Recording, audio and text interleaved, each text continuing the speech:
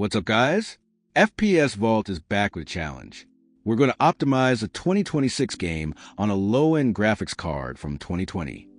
After 6 long years, the sequel to Mortal Shell is finally here. And this time, we're not dealing with Unreal Engine 4. We're on Unreal Engine 5. Optimizing an UE5 game for a low-end graphics card is a tough, exhausting task.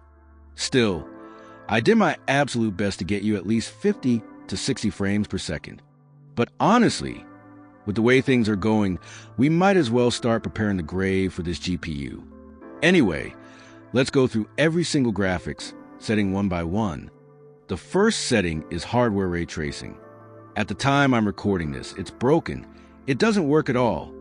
And honestly, even if it did work properly, I wouldn't recommend turning it on. This setting causes massive frame drops even on flagship GPUs, let alone our poor RTX 3050. So we're turning this off right from the start. Next up is Global Illumination. On low, the game uses traditional static lighting. On medium, advanced lighting kicks in, and on higher presets, it's just more detail and precision.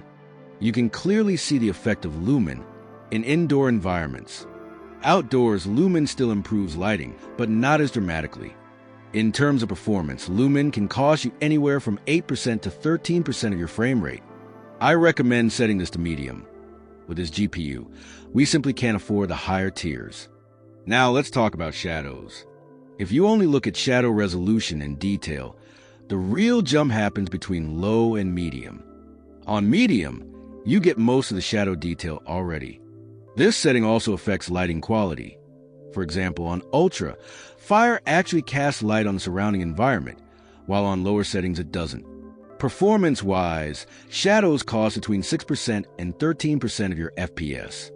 Again, I recommend medium for shadows. Next, anti-aliasing. By default, Unreal Engine 5 uses TSR for anti-aliasing. But since the RTX 3050 has a top-tier anti-aliasing solution of its own, DLA, there's really no reason to use TSR. However, this setting only works if you set the upscaler to TSR, so we're basically leaving it alone. View distance controls how far details are rendered in the distance. I recommend always keeping this on higher settings. It reduces pop-in and doesn't put much strain on the GPU. As you can see on high, distant details look perfectly acceptable, so I suggest going with that. Performance impact is at most 5%, so nothing to worry about.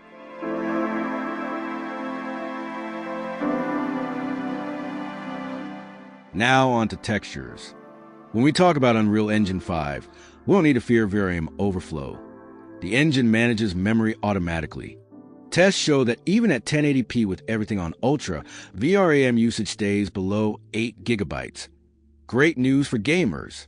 So feel free to set textures to Ultra without any concern.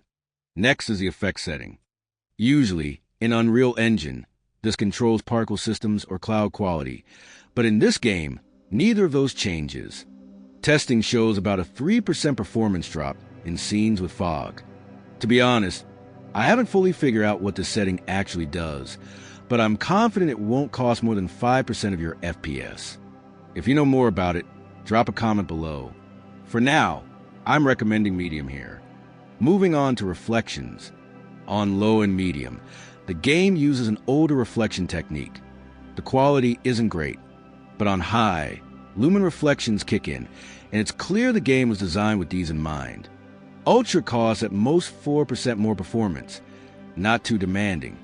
Based on visual and performance comparisons, I think high is the sweet spot. Post-processing. This setting enables several effects that PC gamers often hate.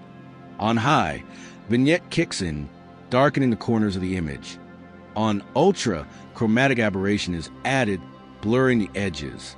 In another test, Ultra also enables light shafts, which really do make the lighting look beautiful. I honestly don't know why developers don't give us the option to pick and choose. You have to enable all the silly effects just to get the one good one. In one of my tests, switching to Ultra dropped FPS by about 9%. So you're paying for blurriness and sharpness at the same time. With that in mind, I personally prefer low here. Now, let's talk about the environment setting. This controls terrain quality. On Ultra, you can clearly see better quality, and of course, lower frame rates. It also affects vegetation density. Grass is denser on Ultra, but the difference from high is minimal. A quick comparison makes it clear. You shouldn't use Ultra here. A 13% frame drop on a low-end card is not something you can ignore. So I recommend high for environment. And finally, the last setting. If you turn this on, you can instantly switch between worlds. If you can handle the frame drops and stutter. Turning it off separates the two worlds with a pseudo-loading screen, effectively eliminating stutter. So for this one, I recommend off. And there you have it, the optimized settings list for the RTX 3050. Before you take a screenshot and close this video, I have to say, without DLSS, you won't hit 60 FPS. And I should also add, hitting 60 FPS in this type of game is a must, because you need to react to enemy attacks in real time. With these optimized settings, I'm getting about 45 FPS on average. Now let's switch DLSS from native to performance mode. As you can see, I can now easily run the game at a smooth frame rate. In most scenes, you can hit 60 FPS, only dropping to about 50 in a few heavier areas. For a card that was already considered low-end when it launched, running a 2026 title like this is completely normal. Honestly, before I started making this video, I didn't even think 60 FPS was possible, but thanks to recent optimizations in Unreal Engine 5, hitting higher frames is now more achievable. One final note, I don't recommend using frame generation in this game at all. Even normally, I can't predict enemy movements perfectly, let alone with added visual artifacts and extra input lag. Overall, the RTX 3050 is simply not enough for Unreal Engine 5 titles.